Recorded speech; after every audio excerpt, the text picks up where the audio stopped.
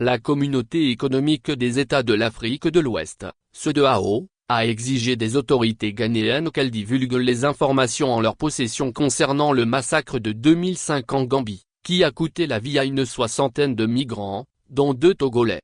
En effet, la Cour de justice de la CEDEAO a récemment sommé le Ghana de rendre publiques les informations relatives à ce massacre. Cette décision représente une victoire partielle pour les familles des victimes, qui appellent désormais le gouvernement à prendre des mesures urgentes pour leur indemnisation.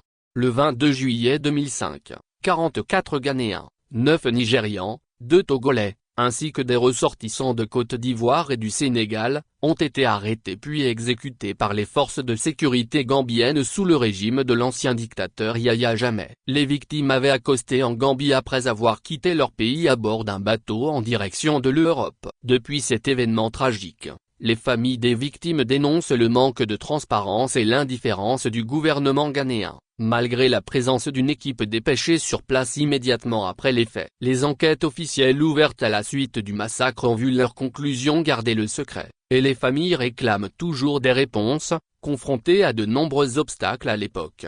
Marion Volkmann-Brando, ancienne chercheuse pour Human Rights Watch, se souvient des difficultés rencontrées. Nous avons parlé à beaucoup d'officiels qui nous ont dit qu'ils ont reçu des ordres pour falsifier les documents, pour ne pas dire la vérité, ce qui fait que toutes les enquêtes qui ont été menées, soit au niveau ghanéen, soit au niveau de l'ONU et de la CEDEAO, n'ont pas reçu les informations correctes et véridiques et qu'on les a un petit peu menées en bateau. Aujourd'hui, de nouveaux éléments permettent d'espérer des poursuites judiciaires, notamment grâce aux auditions menées en 2019 par la Commission Vérité et Réconciliation en Gambie. Selon la juriste et membre du collectif Jamais tout justice, cette commission a entendu des membres de l'escadron de la mort de l'ancien président Jammeh, les Janglais, qui ont détaillé l'arrestation et l'exécution des migrants, imputant directement les ordres à Yahya Jammeh. La commission recommande désormais que Jammeh et 11 complices soient poursuivis pour ce massacre. La Gambie est actuellement en train de mettre en place une cour de justice hybride, composée de juges gambiens et étrangers,